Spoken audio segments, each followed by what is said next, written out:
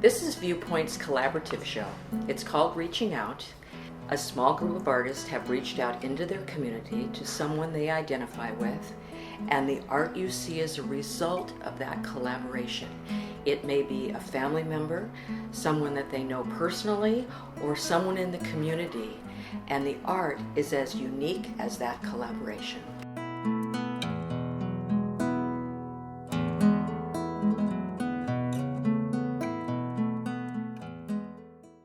Ted and I have been together for 38 years, and when we got together, we had both had occupations and vocations that did not make us happy.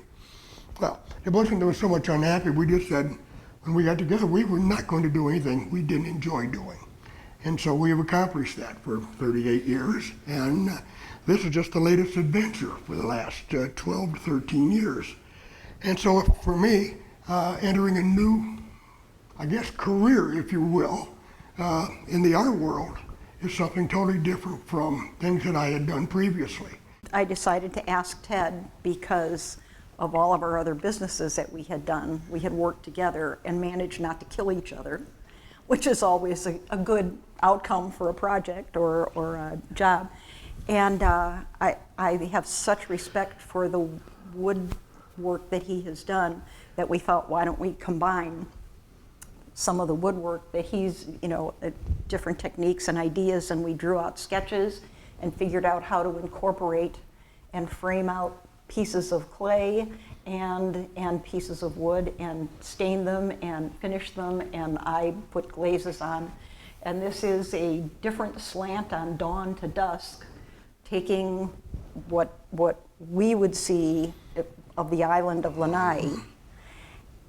From the minute the sun hits it, has warm copper tones, and then when the sun sets behind it, picks up the blue, and then turned it on its side and hung it on the wall. So as you walk towards this piece this way, it's all warm tones and earth tones, but as you walk towards it this way, it's all blues and grays and soft colors. And just a transition of where it would be as you would walk past it.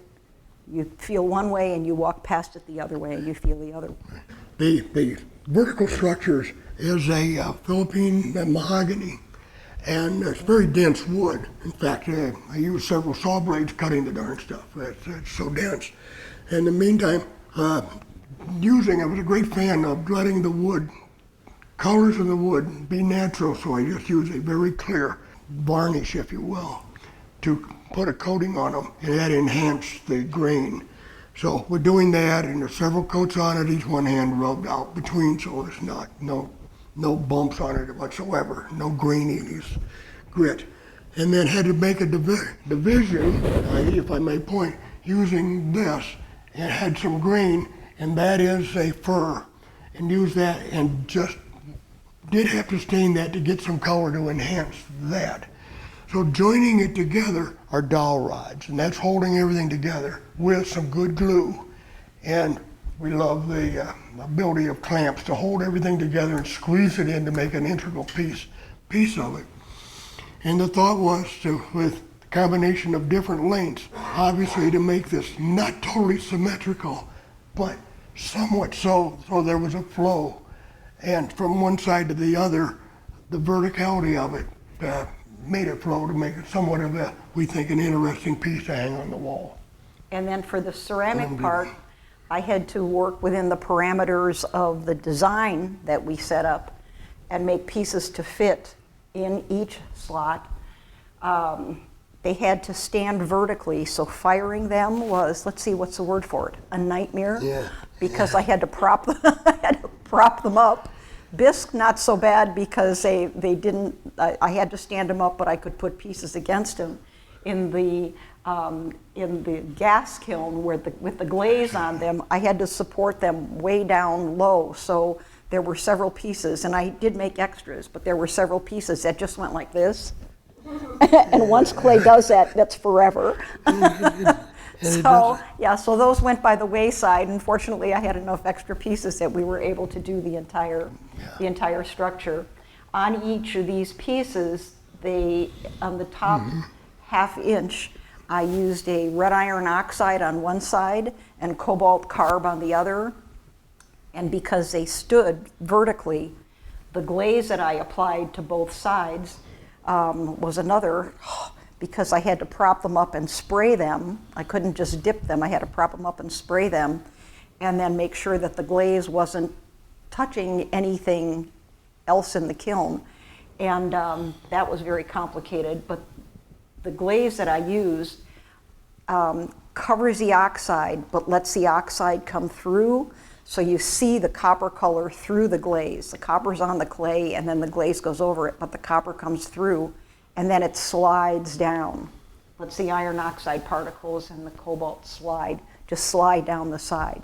So it has a beautiful, and here too, it works with gravity, which is why I couldn't do these any other position than standing up, so the glaze would behave the way I wanted it to.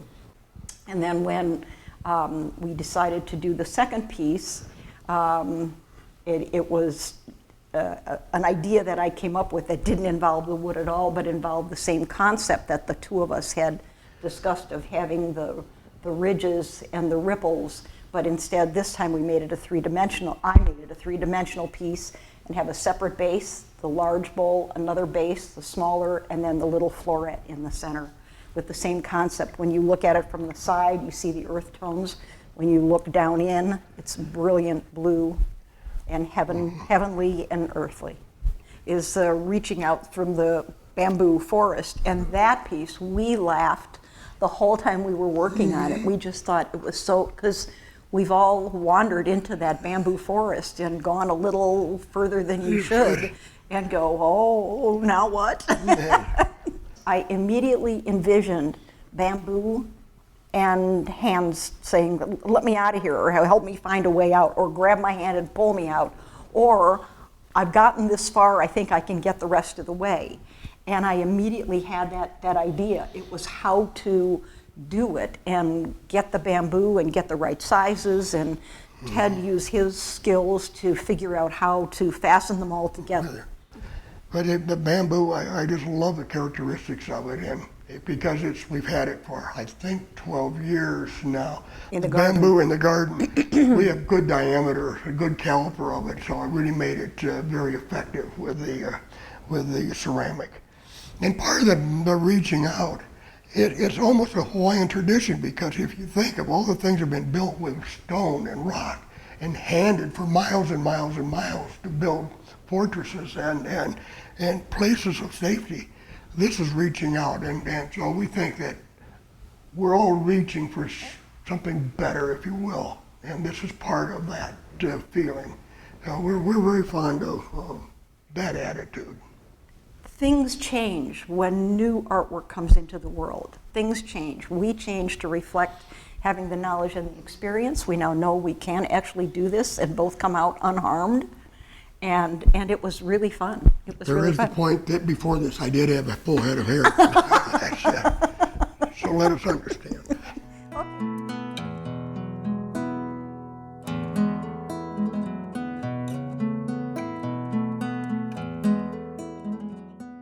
The project, or our part of the project, or of this exhibition, my thoughts came about of where I am in my life and my artwork, and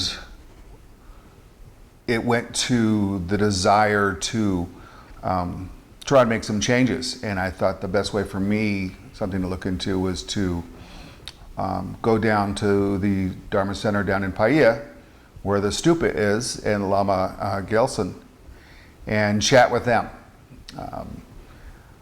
With that said, I felt a little bit that I was in a little bit of chaos, that I bounced from project to project and so forth, and I thought this was a great opportunity to incorporate thoughts, maybe some Buddhist techniques, some meditation, and work that through myself and into my art. A lot of the work that I do deals with portals, with forms that have some spiritual nature and the feminine form. And as I looked deeper into it and progressed with that, I found that bringing in Lori Kaprowski to work with me on that, who also does quite a bit with the feminine form, butterflies, which has that metamorphosis or that growth or that intangible part would help bring more out in me.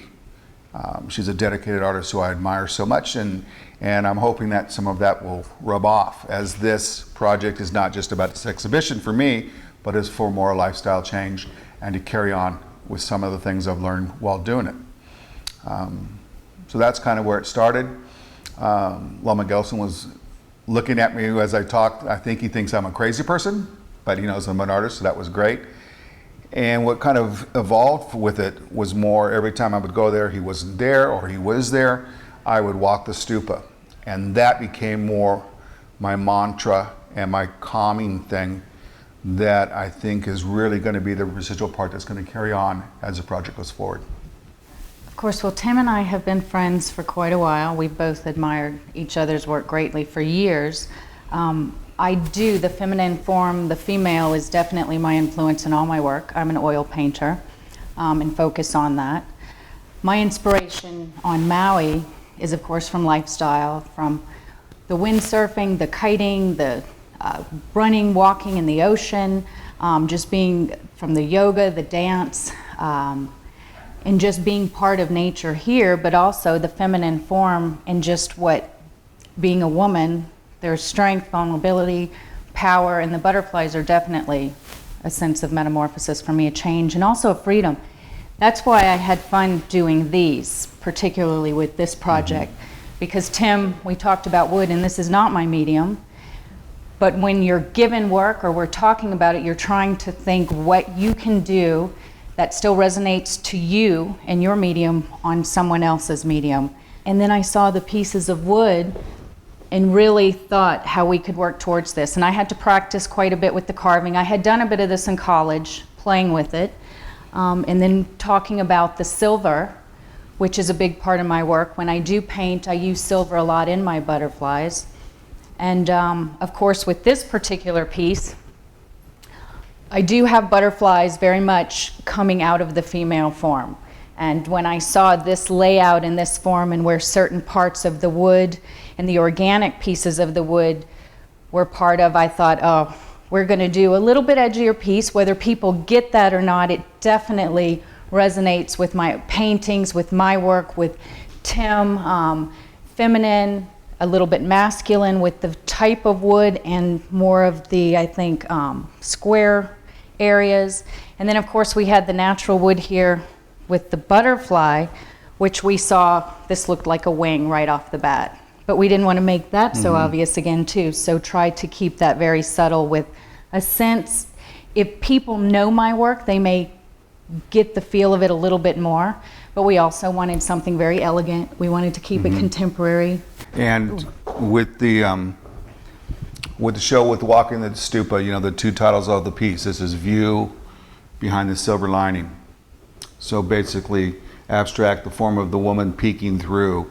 Silver is such a unique color that she used in it, and I love it. And I think the reflections that you get when you move around it, going back with the theme, the view looking through the silver lining is looking forward, is progressing, is transformation. And with the butterflies and the feminine form in this one, I think it's just so fitting. I think her carving just really nailed it. And this beautiful piece of Mila wood really, it's such a rarity to see it so big. And I think that fits with what we're doing there. This one, Beautiful Chaos, as she said, really fitting for my life, because the portal is the transformal here with the silver inside. And she just did a great job on the carving with it, Monkey Pod. And hopefully it's going to take us to a better spot, take me to a little less chaos. And I love the subtlety of the lines. And at first I wasn't sure if I should keep them more organic, because you go back and you want it. And then I really started playing with the thick and thin lines, and then some that are a little bit rougher. I did leave because I like how it complements the organic feel of the wood. So it's definitely, this is definitely hand done, which I just love with so many things becoming digital and mass produced. And I very much.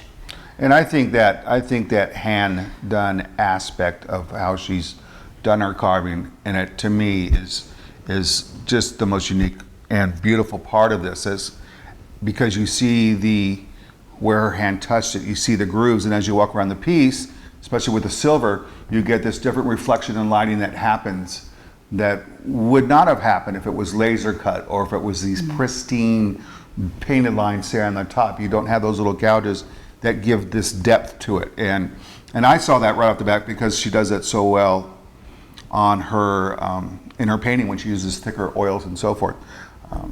What's too is I think as an artist, any artist, most of the time you're in your studio by yourself doing your work on your own, beholden to no one and trusting no one but yourself and your vision and your desire for what you're trying to make. And I think in this format, at least how we did this in this one, as we went down to the stupa together, and I just, trust the feeling of that and believe in that calming aspect, especially for me. But then when you turn the piece over to the other artist, because we're not in the same room at the same time, were we there and talked about it? Of course. But then it's, where do you think I should carve it? I go, I don't care. Where do you think I should? I don't care. It's like, it's yours. I've done my part. You go. And it's a matter of being able to metamorphose, or however you want to call it, walk through the portal and just walk away and have complete unblind trust in the person you're working with because you respect them so much that whatever they do is going to enhance the piece. I think that's what worked great with us too, because we've had a mutual respect with each other's work for years, for a very long time. Yeah. We've known it, we felt comfortable with it, so this was just like, oh, finally, fantastic. But what was fun specifically about this piece is I did kind of sketch as I went. I had an overall idea, but I really, really tried to use the grains of the wood and this beautiful piece of Milo and really play with it how I felt, not too much in the back, let the wood really show in certain areas, and then this is almost like a veil, like her vulnerability kind of coming through, a protection, but very strong, and I think it does. It's strength, it's clarity, and it does. Mind, body, soul is what I try to live by. I really do try to focus on, and just a calming. And she's beautiful. And we hope everybody comes up and touches the work. It'll make all of her crazy, but... Yeah, we can always re-oil. We could even add a little bit more paint if need be. Art that needs love. There we go. It's been wonderful working with you. Loved it. Let's do it again. I know. This is, see? Mwah. I love you.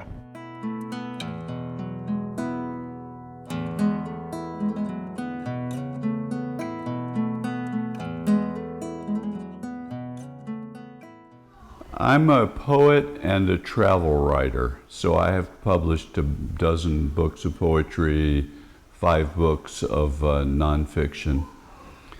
And normally I have not, as much as I admire Chinese and Japanese poetry, I have not really worked in that form very much, though it's important as a kind of underlying motive in the writing that I do. So I decided that on this occasion, I would go with those traditional Asian forms. This form is very influenced by classical Chinese poetry and also by poetry in the haiku tradition that comes out of Japan. And what it's all about is reticence, saying everything in a very few words. So when I just have the word centuries in the poem that's in the middle of these 3, that would make people think, okay, well, what happened during these centuries? In other words, it throws it back to the reader to work it out. It was Richard's idea to do like a haiku. And he wanted me to do like Japanese brush painting, which I have done. I took a class in it a long time ago, and so I have the brushes and everything, but it didn't feel like I could get the feeling of the cliffs and the waves coming in as well as if I just painted them directly on canvas. So I started doing, I had photos of these images and I started doing them, and then I realized I wanted to have an extra space to put the poetry. So that's how I worked out having 2 canvases together. And then my friend Linda Jensen, who does calligraphy, we got together and she did a lot of different samples of the way we wanted to put it on there. But so I just gave her these canvases and she worked it out herself. And Richard decided on how far, what the spacing should be. When we got the first image in our minds, when we went down to the ocean for the first time, we took some photos, but then we decided that we needed to go back again. So we actually went 3 times, to see these sites and to get the feeling of which one we should do. And then I realized, well, this is one cliff and this is the other cliff on the beach. So I had to turn this one around because I decided that these 3 should be, the words should be on the same side. Then Linda came over 2 or 3 times and we worked out how to put it on the page. And then Richard went by himself again down to the ocean after the first time to write the poems down there at the site. The image came first, not necessarily the image that Susie painted, but just the image of the cliffs, because the cliffs, you look at these cliffs with the greenery coming down off of them, the ferns, and I think anybody who's familiar with classical Chinese brush painting would be reminded of the kind of cliffs that the Chinese painters did. That was for me, that was the impetus of the whole thing. I think it was Oscar Wilde who said, "Life imitates art," which is kind of a turnaround to what people usually say about art. It's almost as if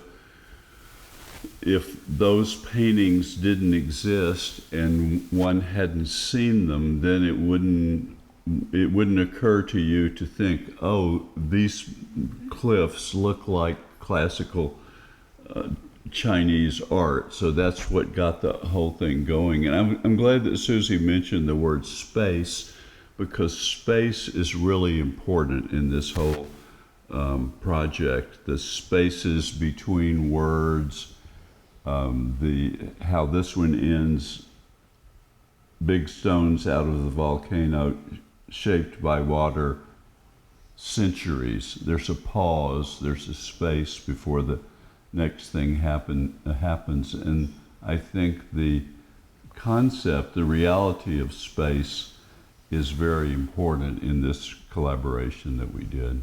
This project made me feel like I need to connect with nature more, and especially because we went there first when it was just getting dark and it was kind of wild.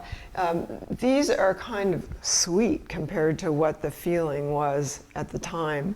It was kind of very dark and misty, and yet that doesn't come through here so much. But that's what made me feel like, why am I not outside? I'd rather just be outside all the time. And so working with Richard, I had to really take his part into consideration. And normally I don't do that. Normally when I paint, I just paint what I want to. Or sometimes I have commissions and I have to paint what other people want. And that's one of the reasons why I came to Hawaii, is so I could paint what I want. So this was interesting for me, again, to have Richard's part, which I really enjoyed that, because it was different. It wasn't like someone telling me I had to paint a certain thing. It was just like I had to incorporate him, his desires and his wishes into my painting. And then with Linda, it was really fun because she's used to doing calligraphy very fancy, and Richard wanted it very plain to go with a haiku feeling of everything plain. So it was, there's 3 people then I had to deal with. The calligraphy had to be very plain because the style is very plain. the style of that's influenced by Chinese and Japanese poetry, and the painting, Susie's painting, which is influenced by brush painting. I loved working with Susie on this project because in our ordinary working life, she's in her studio, I'm in my study. We're doing these two separate things. And I think I learned a lot about the difference between poetry and painting by doing this project. If I were a painter myself, I would be painting landscape. And people have pointed out about my work that landscape is a very important thing in my writing, which is kind of unusual for poetry. And if somebody asked me how long did it take to write these poems, in actual fact, they were very quick.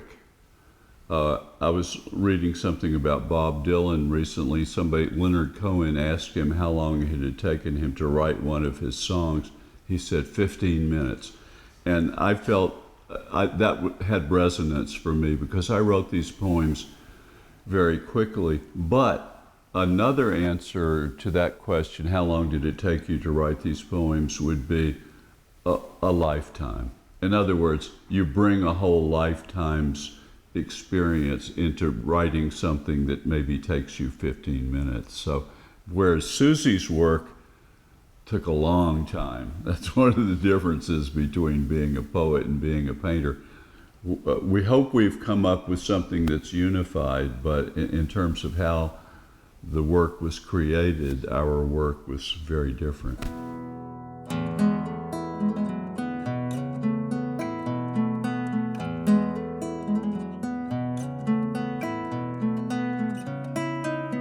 Thinking about the collaboration reaching out show here at Viewpoints, really started with a blank canvas, and I spent some time trying to think who is a non-artist person that I could work with and feel comfortable with and really have a good collaboration with. And it took me a week or more of just kind of wondering who that could be. Steve I had known for some time, and Steve has done some carpentry work for me and had always taken an interest in my work and the process of what I was doing. And I thought, well, okay, we're starting with a blank canvas, but here's a collaborator. So that was the very beginning part. We didn't really have any preconception of what to do, but the one thing that really I wanted to do was follow the reaching out theme. And to me, that was not just reaching out to a person who would be a collaboration person, but also reaching out to new processes and new styles and new things that neither of us had ever done before. So again, it was a blank palette, no preconceived idea of materials, although I do work with copper and silk, and Steve does work with wood, but no preconceived ideas of what to do, except that I wanted it to be something that neither of us had ever done before.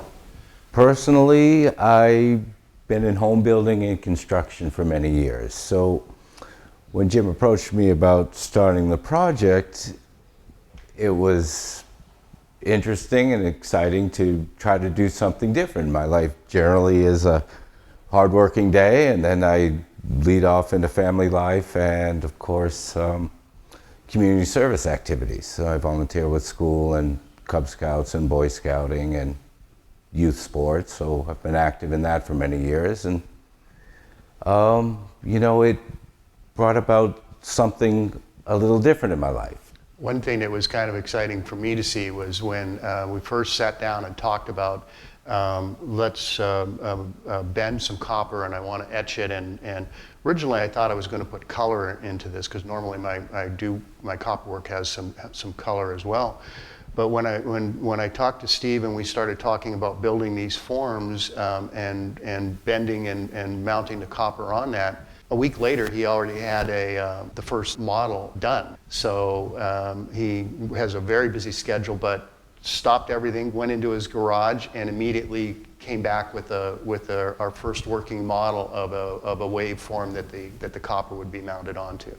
So when I began making the forms, you know, and we were looking for a typical wood to build off of, you know, and just researching. Oh, solid coal was expensive.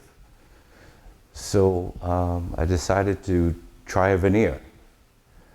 And we just picked up some plywood forms, shaped it all, and then applied a veneer to the outside for a decorative finish, and just something a little more attractive than plywood, of course, but it still has the feel of real wood, and that was more of an organic feel we were looking for as well. We experimented a little bit, mostly through Steve's idea, of what surface we could use that would sit on top of these wood forms now.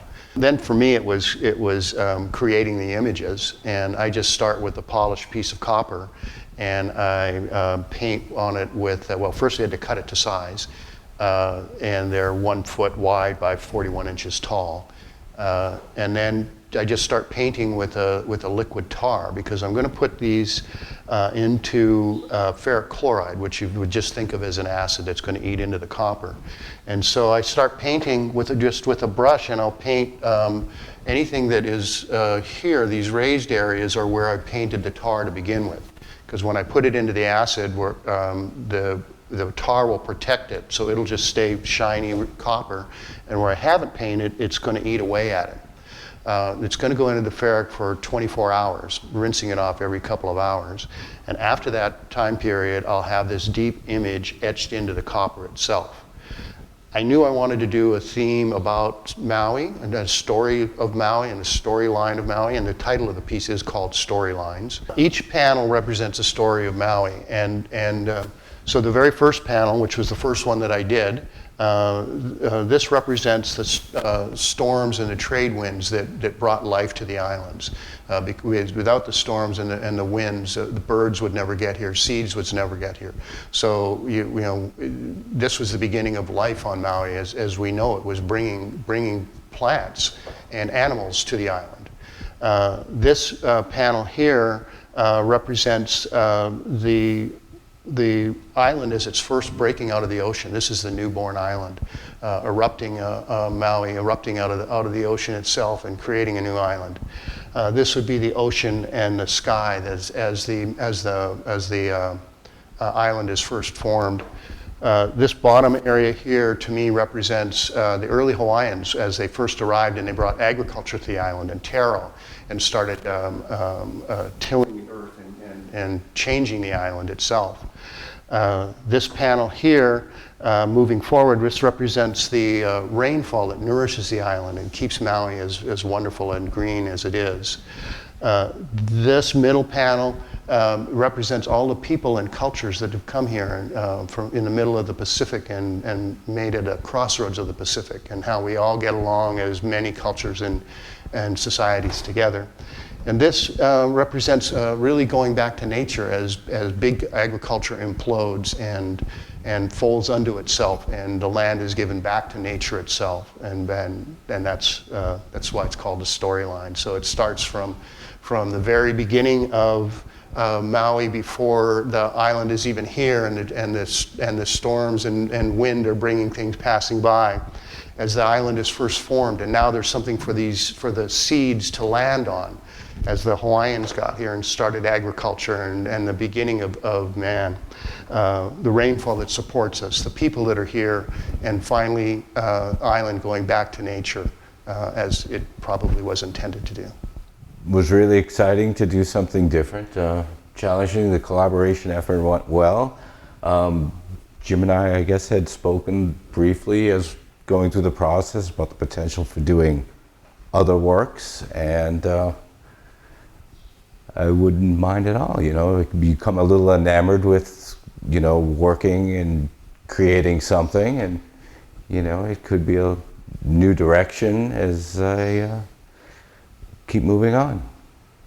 My hope would be exactly that, and that the reaching out again was reaching out, in my case, to one person. If you touch one person's life, that's the tip of the iceberg. That changes the world. And so our hope is that these are accepted well, and we move forward.